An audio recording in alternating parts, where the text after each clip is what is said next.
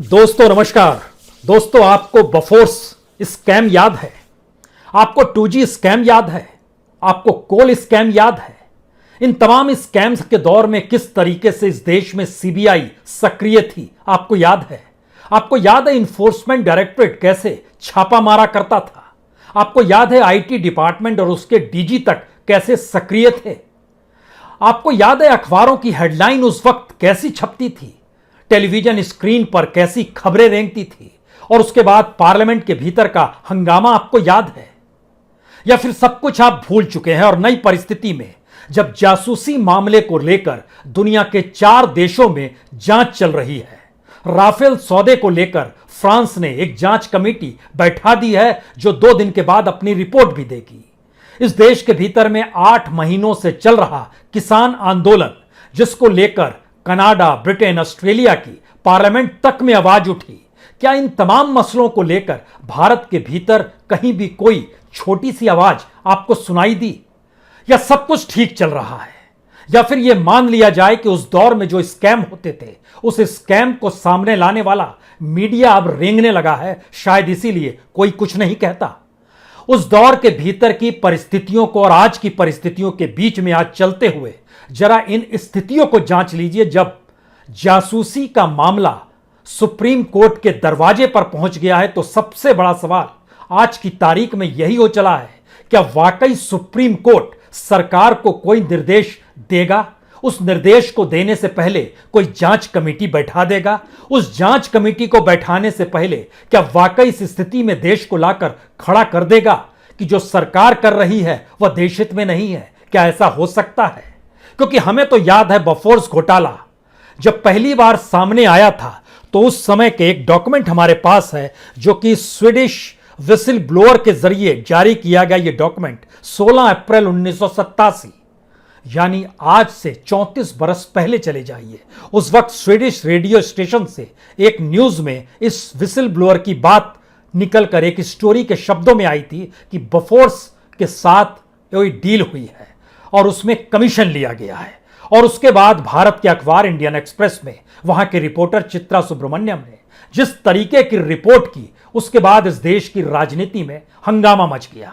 और हंगामा इस कदर मचा कि समूची सियासत डोलने लगी और जो विपक्ष के सारे सांसद हैं उन्होंने संसद से इस्तीफा दे दिया। और उसके बाद राजीव गांधी को चुनावी हार मिली। और तब की परिस्थितियों को नहीं जानते हैं तो मनमोहन सिंह के दौर में आ जाइए, जब 2G स्कैम सामने आया था। उस वक्त सीएजी की रिपोर्ट थी। उस सीएजी की रिपोर्ट में कोई एफआईआर दर्ज नहीं कराई गई थी। राजनीतिक तौर पर विरोध शुरू हुआ था। उसके बाद 2G स्कैम आया, उसको लेकर भी कोई एफआईआर दर्ज नहीं कराई गई थी, बल्कि डायरेक्टर जनरल जो कि इनकम टैक्स डिपार्टमेंट के थे वही सक्रिय हुए थे। और उस वक्त जिस तरीके से पूरी जांच की जा रही थी, उस जांच को लेकर अखबार रंगे जाने लगे। मेन स्ट्रीम मीडिया की खबरों में सिर्फ वही चीजें चलने लगी और लाख बोलते रहे मनमोहन सिंह, लेकिन उनकी एक बात नहीं सुनी गई। और जब उन्होंने अपने तौर पर कहा कि उनको उस काल कोठरी की सियासत के भीतर भी उनका कुर्ता बिल्कुल साफ है, तो भी बीजेपी ने इसे सुना नहीं। पार्लियामेंट के भीतर हंगामा मचता रहा और सियासत डामाडोल होती रही। लेकिन तब मीडिया कह रहा था। आज की तारीख में मीडिया नहीं कहता है। और दुनिया में तमाम देशों के बड़े अखबारों को भी जब जासूसी मामले को सामने लाने के लिए चुना गया तो भारत का कोई मीडिया हाउस साथ में खड़ा नहीं था। इसीलिए इस देश के भीतर में वायर, जो कि एक लिहाज से आप कहें सोशल मीडिया का हिस्सा है, डिजिटल मीडिया का हिस्सा, यह मेन स्ट्रीम का हिस्सा नहीं है, क्योंकि मेन स्ट्रीम मीडिया की पहुंच इस देश में गांव तक होती है। आपको किसी इक्विपमेंट की जरूरत नहीं पड़ती है। सामने टेलीविजन चल रहा है और उसमें चीजें आती चली जाती हैं। लेकिन जब आप डिजिटल मीडिया से जुड़ते हैं तो भारत के गांव इंटरनेट की इजाजत अभी नहीं देते हैं। भारत के भीतर अभी सबके पास ना इंटरनेट है, ना इंटरनेट के जरिए वह साधन है जिसके जरिए वह खबरों को देख समझ सके।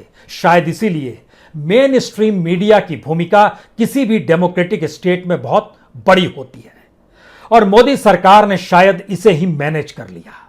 लेकिन अब सवाल सबसे बड़ा है कि इस देश के भीतर में अगर मीडिया मैनेज हो जाए और सारी खबरें सरकार के अनुकूल ही दिखाने की परिस्थितियों में अगर देश आ जाए तो फिर सुप्रीम कोर्ट की भूमिका क्या होगी?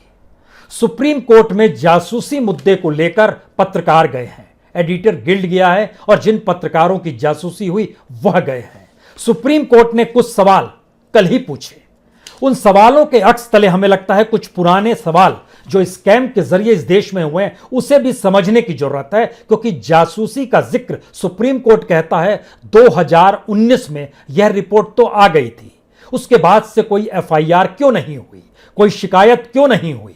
और फोन इंटरसेप्ट जैसी शिकायतों के लिए टेलीग्राफ एक्ट तो काम करता है, लेकिन टेलीग्राफ एक्ट काम करे या 2019 में रिपोर्ट आई हो या फिर इस देश में कोई एफआईआर दर्ज करानी हो, अगर सरकार ही जासूसी करा रही है तो सरकार के खिलाफ एफआईआर दर्ज कहां होगी, यह सुप्रीम कोर्ट को बताना चाहिए।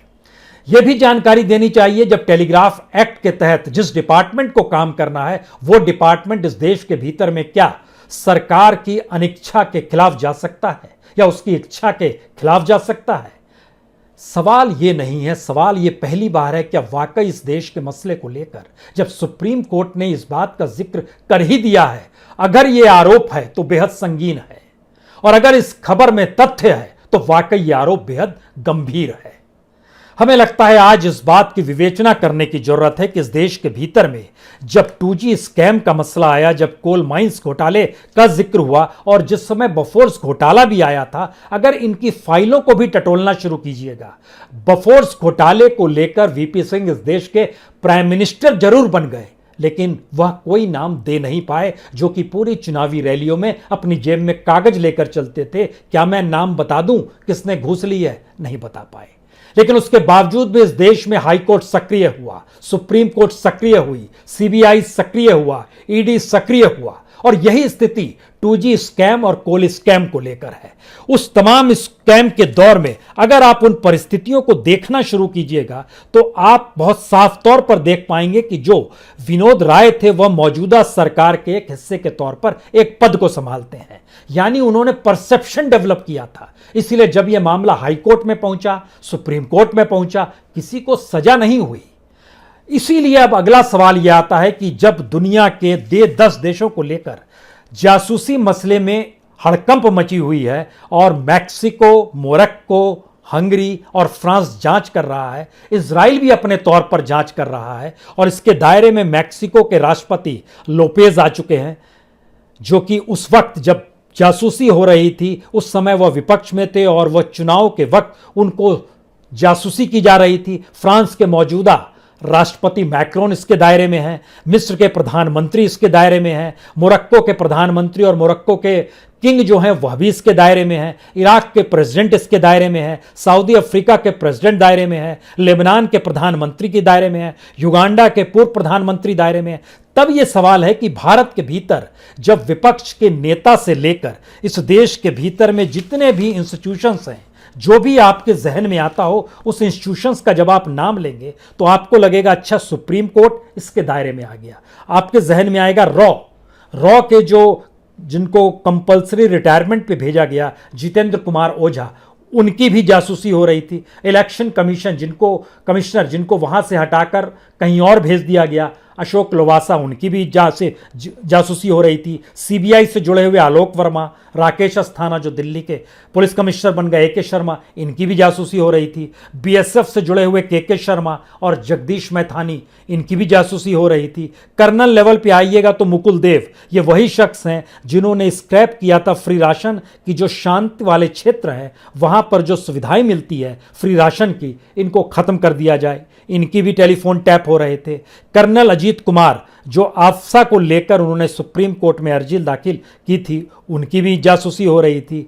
इन्फोर्समेंट डायरेक्टर से जुड़े हुए राजेश्वर सिंह, उनकी भी जांच हो रही थी। बिजनेस पर्सन्स में आइएगा तो jet Airways, spice jet, SR group, यानी इस देश के भीतर में जितनी बड़ी पैमाने पर और जितने बड़े कैनवास के तौर पर जांच या जासूसी हो रही थी, उसकी जांच की प्रक्रिया को लेकर सुप्रीम कोर्ट अभी खामोश है।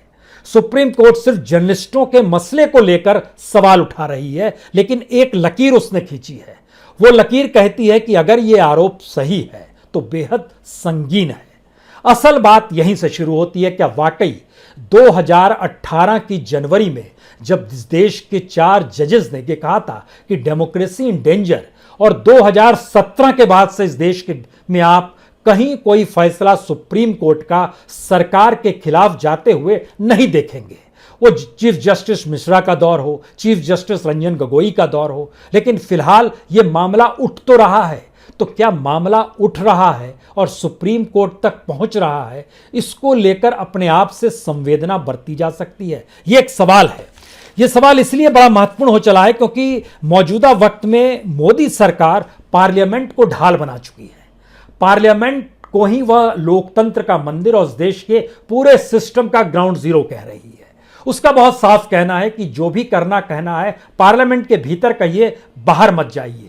यह अंदेशा विपक्षी नेताओं को लेकर नहीं है, क्योंकि जैसे ही विपक्षी नेताओं का जिक्र होगा तो फिर अब पुराने दौर में आपको जाना होगा, जब 2G स्कैम और कोल स्कैम को लेकर पार्लियामेंट के भीतर हंगामा ही नहीं होता था, बल्कि पूरे तरीके से ध्वस्त हो जाती थी। और उस वक्त जो विपक्ष के नेता के तौर पर बीजेपी के नेता थे, वह बहुत साफ तौर पर जिन शब्दों का इस्तेमाल करते थे, उन शब्दों में एक बात खास तौर से कही गई थी कि अगर पार्लियामेंट के चलने से इस देश को कोई फायदा नहीं होता है तो फिर पार्लियामेंट नहीं चलनी चाहिए, और अगर पार्लियामेंट चलेगी और इससे कोई लाभ इस देश की जनता के खिलाफ जाता है तो भी पार्लियामेंट नहीं चलनी चाहिए। इसलिए यह सवाल है कि वाकई राफेल की डील क्या बफोर्स डील के पैरेलल में खड़ी की जा सकती है या उससे भी खतरनाक है? जासूसी का मसला तमाम स्कैम से हटकर क्या वाकई राष्ट्रीय मसले से जोड़ा जा सकता है? अगर जोड़ा जा सकता है तो सुप्रीम कोर्ट की भूमिका क्या होनी चाहिए, यह भी एक सवाल है। क्योंकि सुप्रीम कोर्ट ने जो 2-3 बातें कही, उसमें बहुत साफ तौर पर इस बात का जिक्र किया है कि अगर ये आरोप गंभीर है, लेकिन इसमें दिक्कत ये आ रही है कि सरकार को नोटिस आपने क्यों नहीं भेजा। यानी आप सुप्रीम कोर्ट के दरवाजे तक पहुंच गए, यह नोटिस और यह अर्जी तो आपको सरकार के दरवाजे पर भी लगानी चाहिए थी। तब यहां पर सवाल शुरू होता है कि इस देश के भीतर में जो इंस्टीट्यूशन अपने लिए काम करते हैं, यानी कॉन्स्टिट्यूशन के लिए काम करते हैं, जो एक स्वायत्त ऑर्गेनाइजेशन के तौर पर है, उनकी भूमिका क्या होनी चाहिए। और उसमें सुप्रीम कोर्ट सबसे ऊपर खड़ा है, क्योंकि संविधान की व्याख्या सुप्रीम कोर्ट ही करता है। तो क्या सुप्रीम कोर्ट के संविधान की व्याख्या करते वक्त सरकार के सामने विरोध करने वालों को अर्जी देनी होगी? यह पहला सवाल है।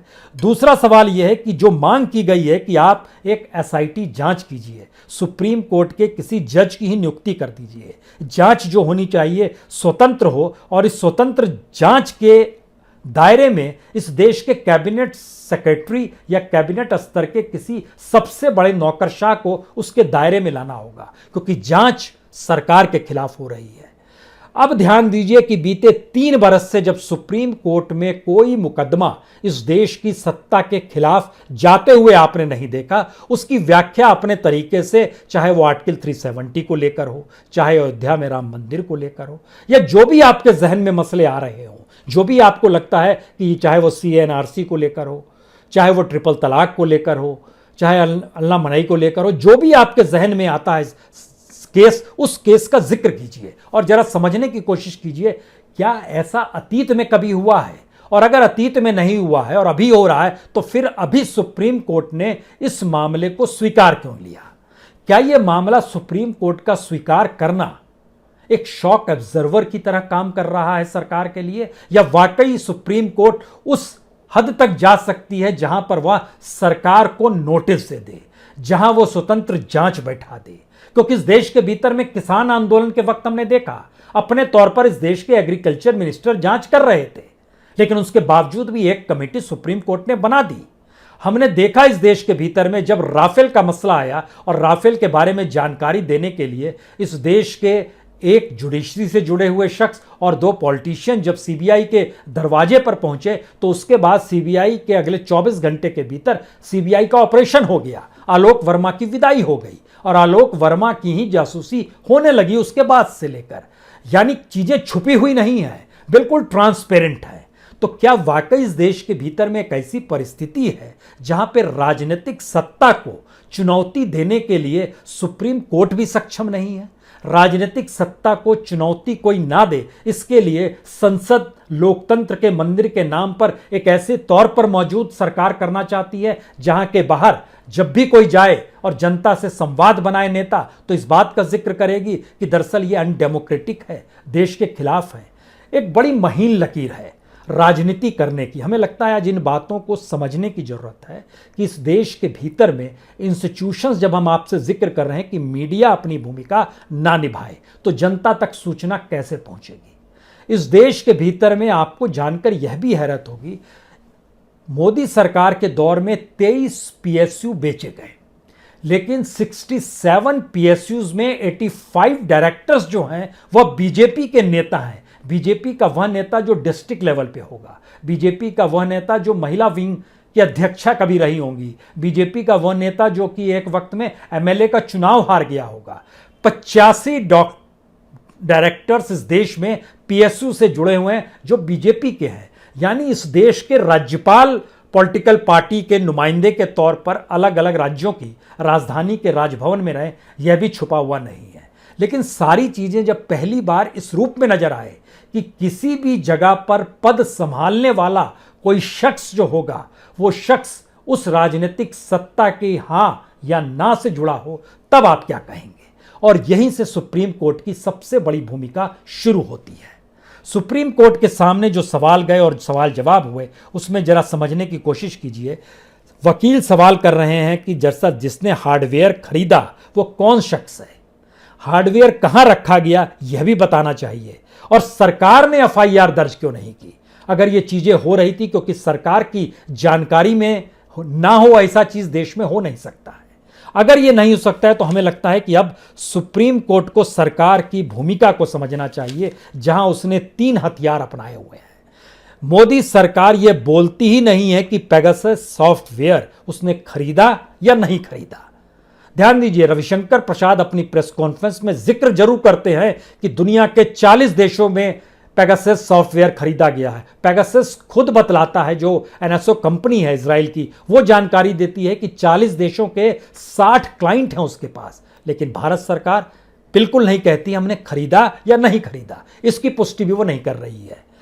दूसरी स्थिति, जांच के आदेश को संसद की गरिमा से वो ढकना चाहती है। इसीलिए उसने क्या कहा, उसने कहा कि मानसून सत्र से ठीक एक दिन पहले ही यह मामला क्यों आया, उससे बहुत पहले भी आ सकता था, बाद में भी आ सकता था। यानी संसद के साथ जोड़ रही है, और संसद ही सब कुछ है यह भी वो बताने से नहीं चूक रही है। और इतना ही नहीं, जब अंतर्राष्ट्रीय जांच में बात यह उठ रही है कि दुनिया के 10 देश इससे प्रभावित हैं, तो अगला सवाल यह है, क्या भारत इंतजार करे कि दुनिया के 4-5 देशों में जो जांच चल रही है वह जांच के दायरे में भारत को अगर वह देश ले आए, या फिर भारत की खामोशी और उसकी अंतर्राष्ट्रीय कूटनीति इस तमाम मामले को रेड कारपेट तले दबाने में सक्षम हो जाए, तो इस बात का इंतजार क्या यह देश करेगा, या इस देश के कॉन्स्टिट्यूशन इंस्टीट्यूशंस जो हैं वह अपने तौर पर कोई जांच कमेटी बनाएंगे।